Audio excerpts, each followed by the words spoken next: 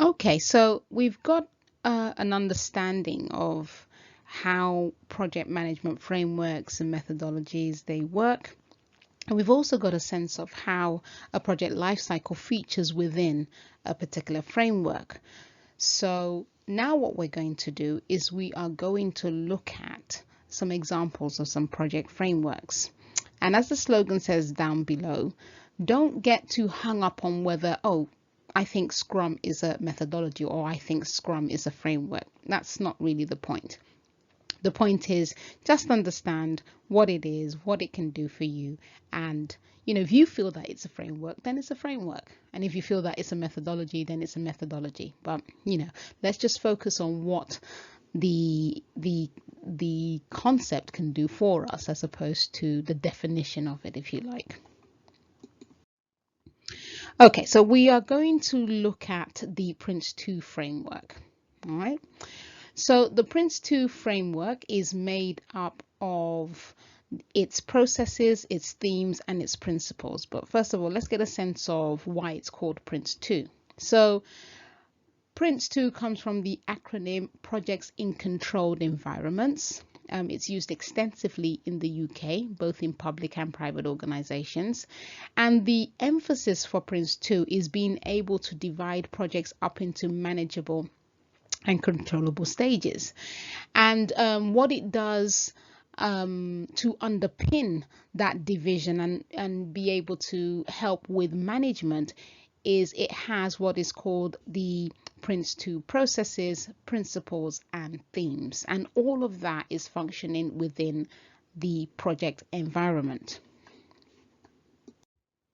Okay, so let's begin to look at these three areas of the Prince2 framework. We're going to start off with the principles. So the Prince2 principles, they are the key guidelines that are suggested by Prince2 for if you decide that you're going to use the Prince2 framework. These are the guidelines that it gives you, the principles that underpins managing projects using the Prince2 framework. Okay, and the principles are as follows. Continued business justification. So what Prince2 is saying to you is that, throughout your project, you must be asking that question. If you say that you are using the Prince2 framework, then you must be asking that question throughout your project. Do we continue to be in that place where we can confirm that indeed this is justified for the business, it's justified for the organization? We're not just running this project just for the sake of running it. The next principle is learning from experience. They are very much big on lessons learned. They want you to set up a process whereby you are continuously collecting lessons that are being learned throughout running this project, and keeping them and making sure that they're available for other projects.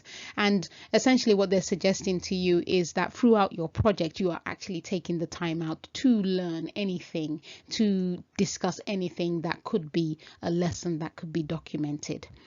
Defined roles and responsibilities. The Prince2 frameworks suggest that if you are going to be running your project using the Prince2 approach, then you definitely have to think about defined roles and responsibilities. It's not sort of like an ad hoc situation. They want you to define the roles and define the responsibilities and come up with something documented that shows who's responsible for what and how, and making sure that everybody is on the same page. Managing by stages. As for a Prince2 project, your project needs to be managed in such a way that it follows the Prince2 life cycle, which we're going to see shortly. Managing by exception. The managing by exception is talking about the people within the project having the required authority to make the right decisions. So if you're a project lead, what are the responsibilities and what is the level of responsibility? What permission level are you given in terms of making decisions from a finance perspective, for instance, or changing the scope, or from a timeline perspective, the Prince2 framework advocates that each and every member of the project team, particularly those who make decisions, are clearly told how much authority they have when it comes to directing and managing that particular project. Focus on products. So Prince2's framework is saying that, you know, if your project is very focused on managing outputs as opposed to outcomes, that this would be the focus for you. This would be the right pathway for you, because within their setup, the framework is set up in such a way that it very much focuses on being able to deliver products and being able to deliver them as required, in line with the quality that has been established for the project. And lastly, we have tailored to suit the project environment. So you can use Prince2 for a small project, you can use Prince2 for a medium project, and you can use Prince2 for a very large and complex project. So when we're talking about tailoring, what we're talking about is you are really looking at the type of project that you have, you know, in terms of the scale of the project, the complexity, the importance, the capability, and the risk that is attached to it. And you are reporting and documenting in line with that particular project. So, you know, if your project is, you know, comparably small, it's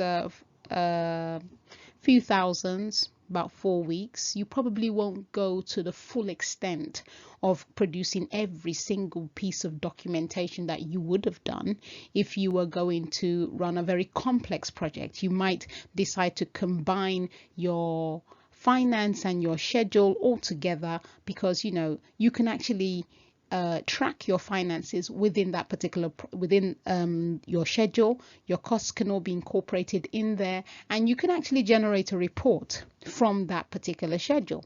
Now, that will probably not be adequate if your project was merely millions and was going to run for about 2 years, you know. So Prince2 is big on tailoring. It's saying that this is the framework that you should work within, but very much take into consideration what kind of project you are running and then tailor it accordingly. Okay, so now we are going to look at the themes. Now, the themes are those aspects of the project that must be addressed continually to keep the project going. Okay, so first theme is the business case. In some cases, a business case is created at the beginning of a project and kind of like left to gather dust, which shouldn't be the case. Every single change that happens within that project must be put into the business case so that the business case is updated and version controlled. So not only are we talking about change control here, we're talking about changes to the project itself. So maybe there was a change in project lead, or there was a new business analyst that came on board, or we took on two planners instead. You know, anything that relates to that project, maybe the benefits that were going to be realized, we've now come to an agreement that that's not going to be the case anymore. The return on investment has now changed. Anything relating to that project needs to be updated into the business case, and the business case version controlled and kept alive. So the business case must be live. It shouldn't be a dusty document that is out of date by the time the project completes. Organization. Now, the organization refers to the roles and responsibilities for all members of the project. Now imagine this scenario. I'm coming on as the project lead, and my understanding is that as I'm coming on as the project lead, I'm mainly responsible for the overall development of the overall delivery of the project, but at the same time I'm expecting my business analyst to be responsible and accountable for the business analysis side of things. Now the business analyst might think otherwise. So what is what is it that we need to ensure that there isn't any fallout and no disagreement? What we need is for roles and responsibilities to be fully documented and mapped out in the documentation, so that whoever's joining the team understands what they're taking on, and it's not a rude, awakening for them. Quality. So quality, again, is that area of the project whereby we are looking at defining what will we decide will be done. Okay, so let me put that in a better way. So if you were to say something was done, would that be the same? Would I be in agreement with you? So what quality does, the theme quality, what it does is it documents, and it documents the means by which the project will verify that products are fit for purpose and they are indeed done. So it also includes things like the acceptance criteria. That's what would have been decided or discussed with the stakeholders. So if the stakeholder says, for me to accept that my website is done, I need these 6 things to be happening within that website, and that's what we mean. And quality, the theme quality, covers all the processes that will be able to agree on that this is how we are going to come to done. Plans. So the plans relate to that aspect of the project whereby how are we going to do what we're going to do? Okay, so if I'm managing risk, for instance, what's the plan to manage risk? What's the plan to manage communication? What is the plan to manage quality? So that's what we are talking about when we are talking about plans. Also, the other thing to say about plans is that what it's there for is to facilitate the communication and control by defining the means of delivering the products. So the where and how, the whom, and the when and how much. So if you remember from our module around, or the course that we took around planning and scheduling, all of that activity that is around discussing what we're going to do, how we're going to do it, that is all encompassed in the plan theme. Risk. How are we going to identify it? How are we going to assess it? How are we going to control it?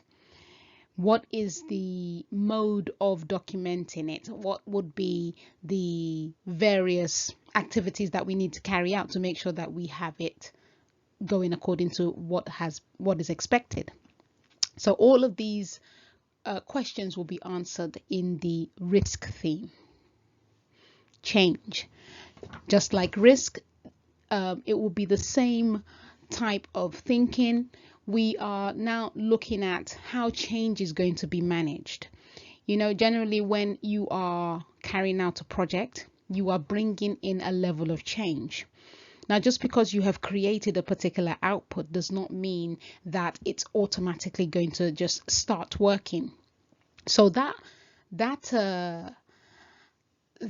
activity that goes towards ensuring that what you've just created is integrated successfully into the business as usual environment, that is what's going to be monitored in the change theme.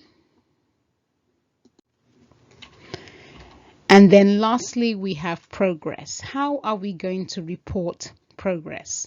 How are we going to report the progress that's being made in terms of the outputs that we are putting out into the project? What is going to be the way that we report on any risks and issues? What's going to be the way that we generally let the various stakeholders within that environment know how things are going? All of that is documented in the progress theme. Okay, so now we are looking at the Prince2 Framework process, and just to kind of like put it in a nutshell, we are essentially looking at the suggested project life cycle within the Prince2 framework. Okay, let's take a look. Okay, so we have three different levels. We have the delivery level, we have the managing level, and we have the directing level. And essentially what Prince2 is saying is that there are going to be people that are responsible for delivery. They are going to be people who are responsible for managing, and they are going to be people who are responsible for directing. So if you intend to use the Prince2 framework, try and start to think along those lines. Okay, so do you remember when we were talking about the project life cycle? Now for Prince2, this is their project life cycle. They're saying that there's a pre-project phase, and then you go into initiation, and then you have a series of stages, and within those stages you have different activity happening. Then you have your final stage, and then you have your post-project stage. So again, if we take into consideration tailoring, what you might want to do here as an organization is say, right, we are going to base our delivery framework, our project management framework on Prince2, but we are going to come up with some snazzier names. We're not going to go with this. And that's what Prince2 is suggesting that you do. Prince2 is saying you need a time where when you are managing your pre-project activity, you need a time when you're managing your initiation activity, you need a time where you now have gone into execution, and you have a number of stages to consider there depending on what you're trying to do, and then you have a final stage, and then you have this activity that really makes sure that you have embedded what you have created. So as you can see, we've got the directing the project there, we've got the starting the project, we've got the initiating the project, and then we've got something called the controlling the stages. If you remember, we looked at stage gating, and essentially what Prince2 is saying that you can't just jump from one stage to the other. You've got to have a time where you come in as a group and you are having discussions around what's being produced. Is it being produced in line with what our expectations are? Is the business justification still there? You know, is everything going according to plan? Is our return on investment still safe? You know, are we where we're supposed to be? When you are breaking the project up into those stages, then you are controlling those stages. You are making sure that if we have not authorize this project to move from this stage to another stage, we are going to keep that project within that stage. They are not going to begin to do anything else in that stage, in another stage, because they've not been authorized to. We've also got the managing the stage boundaries. Now, in order for that control to be in there, that means that projects would have to get authorization before they can move from one phase to another, or from one stage to another. And the way that that can be done is that there needs to be a formal meeting. So the project team and its various stakeholders need to come into a space and have a formal meeting, and that is referred to as managing the stage boundaries.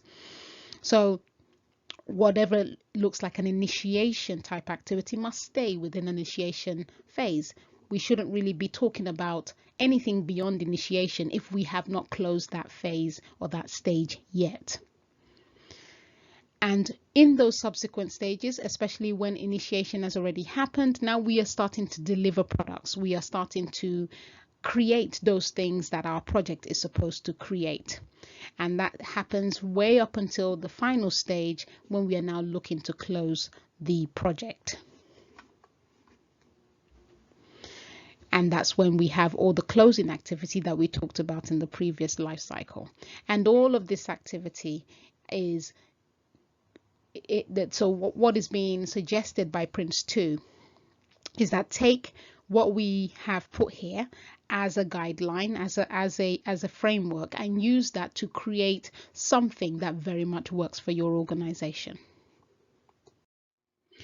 Okay, let's take a look at another framework. This is the project management body of knowledge, and in my opinion, I think this is more of a framework because it's very loose. You know, the way that the organization that manages the project management body of knowledge, the way it's presented to us is it's presented more as a reference type document. You know, it's very much comes across as sort of like the encyclopedia for project management. And the way things are presented is that, you know, you can take these particular concepts and you can apply it in your situation and decide how it should be, you know, tailored for you. So for me, I think this is more a framework, if you like. It does come across as a framework for me, but again, like I've always said, you know, let's split hairs over that. Let's just see how it can work for us. So project management body of knowledge, PMBOK, the word, you know, that's what people tend to call it, because project management body of knowledge is a bit of a mouthful, so people tend to call it the PMBOK. And essentially what it is, it's a vast collection of processes, best practices, terminologies and guidelines that are accepted as standards within the project management environment. So because the body of knowledge is constantly growing as practitioners discover new methods or best practices, it must be updated and disseminated. And this is an effort that is overseen by the Project Management Institute, which is a global not-for-profit member association of PM professionals, and they capture and publish the PM book, or the PMBOK, should I say. And right now we are in edition 6. Edition 7 was originally planned to come out this year, but so much has happened in the year 2020 that I think it's now coming out next year. And some of the things that we can look forward to seeing is much more about agile project delivery. So let's see how the body of knowledge looks like. Let's see what it looks like. And what we have is we have what we call processes at the top running across there, and this focuses on the doing element of your project. So the PMBOK embraces a process-based approach to project management, and essentially what it does is it breaks down project management into 49 processes, and these are grouped under these process groups, okay, which is going across, and the knowledge areas. So on the left hand side we have the knowledge areas, and across the top we have the process groups, and the process groups focus on the doing and the knowledge areas focus on the knowing. So think of the process groups as what you need to do and the knowledge areas is what you need to know. These come together in a matrix format to encompass the 49 individual processes. The processes intersect with each process group in such a way that each of the 49 processes fall under one knowledge area and one process group. Okay, so I think earlier on in this particular course, I showed you the 5th edition now, and I also pointed out that the 5th edition is not the most up-to-date version of that, but it was at the time the most illustrative way that I could, you know, show you what I was talking about at the time. But I want you to just take that as more an illustration as opposed to it being absolutely accurate. But you know, if you go back to that segment of the course, you can see what I'm talking about in terms of how the knowledge areas and the process groups intersect with one another. And essentially what we're saying is that if you are in your initiate phase of your project, what are the things that you need to be doing in terms of integration, scope, schedule, cost, quality, resources, communication, and so on and so forth? Now, if my memory serves me right, in the initiate stage, you should only have either 1 or 2 activities that should be happening in that particular stage. And I think that is the pulling together of the project management plan. So according to the body of knowledge, what you are supposed to be doing in your initiate stage is around integration, pulling that particular document together to get you ready to initiate your project. And you can see immediately there how the project management body of knowledge differentiates itself or is a bit different from the Scrum methodology, for instance. So with the Scrum methodology or the Scrum framework, whichever one you want to call it, that actually comes with artifacts, that comes with suggested templates, okay, that you should be creating. And The project management body of knowledge doesn't. It just tells you that you should be trying to create your